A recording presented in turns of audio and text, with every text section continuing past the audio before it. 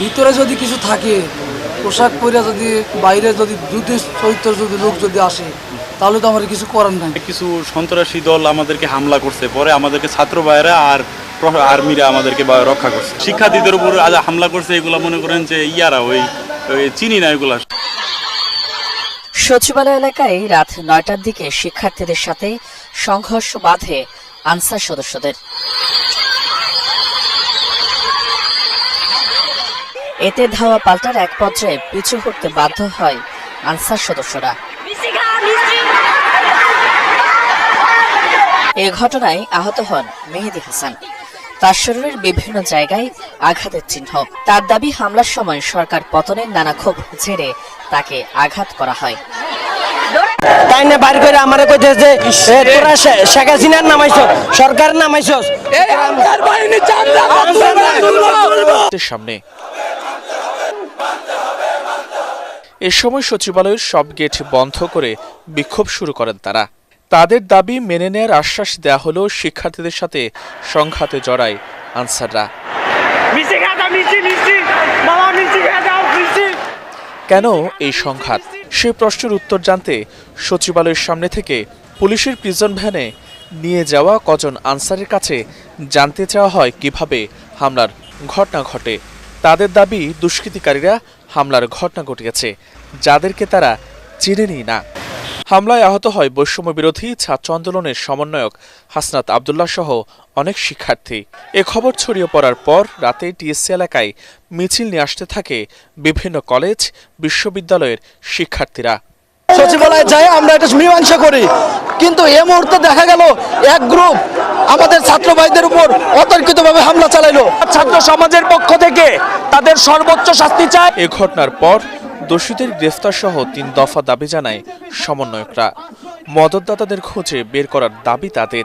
অন্যায় যখন মানুষ মরছে, এই আনসার লীগ তখন তামাশা করছে। আপনারা যে অস্থিতিশীল পরিস্থিতি করতে চাচ্ছেন, তা ছাত্র জনতা কোনোভাবে করতে দেবে না। যখন আমাদের ভাইরা এক পাশে গিয়ে শান্তিপূর্ণভাবে দাঁড়ায়, তখন তারা প্রথম আমাদের ভাইদের রক্তাক্ত করেছিল। সচিবালয়ের সামনে থেকে কয়েক শতাধিক আনসারকে নেওয়া হয় সেনা হেফাজতে। পরে এদেরকে পুলিশ ভ্যানে করে পাঠিয়ে দেওয়া হয় রাজধানীর বিভিন্ন থানায়।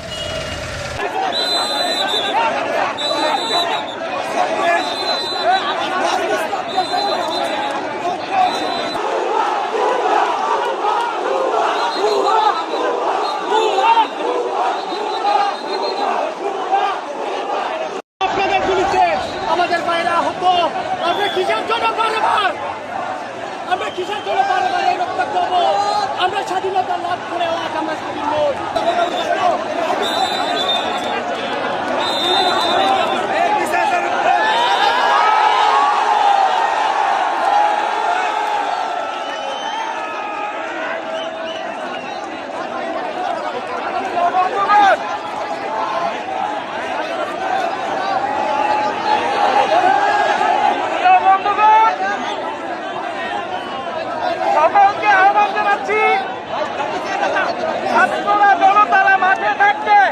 আমাদের কোনো ভয় নাই।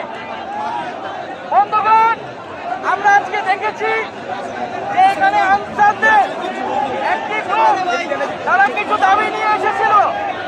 আমরা তাদের সাথে কয়েক দফা কথা বলেছি এবং তাদের যে মূল দাবি, সেই দাবিগুলো কিন্তু মেনে নেওয়া হয়েছিল বেশিরভাগই। তাদের দাবি ছিল যে তাদের যে 6 মাসের রেস্ট আছে, বিক্ষোভ আছে, যারা এই ধরনের ষড়যন্ত্র করছে, এই ষড়যন্ত্রের পিছিয়ে যারা রয়েছে, তাদের খুব কঠোর বিচারের আওতায় আনা হবে। এবং সকলের প্রতি আহ্বান থাকবে, আজকে প্রধান উপদেষ্টা জাতির উদ্দেশ্যে ভাষণ দিয়েছেন, সবাইকে ধৈর্য ধরার আহ্বান জানিয়েছেন। আমরা বৈষম্য বিরোধী ছাত্র আন্দোলন রাষ্ট্রের সব বৈষম্য দূর করার জন্য এসেছি, কিন্তু সবাইকে ধৈর্য ধরতে হবে। কোনো পরিবেশ তৈরি করতে চাইলে সচিবালয় ঘেরাও করে চিহ্নি করে কোনো দাবি আদায় করা যাবে না। আমাদের গণঅভ্যুত্থানে একদিনও সচিবালয় নজর দেয়নি, তাহলে যেখান থেকে রাষ্ট্র চলে তারা কেন সেখানে নজর দেয়?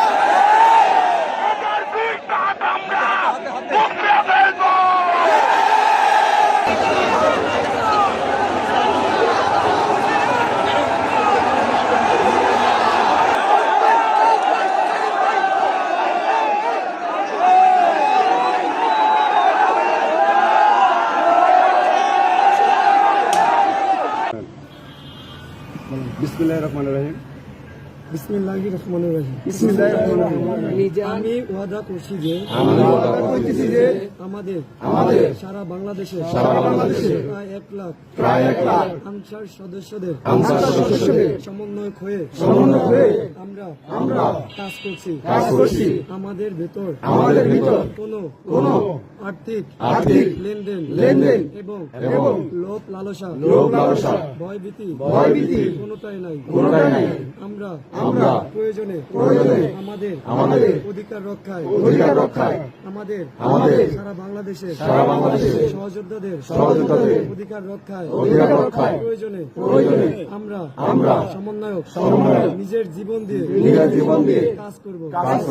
কেউ নিজেদের স্বার্থ নিয়ে কাজ করব না।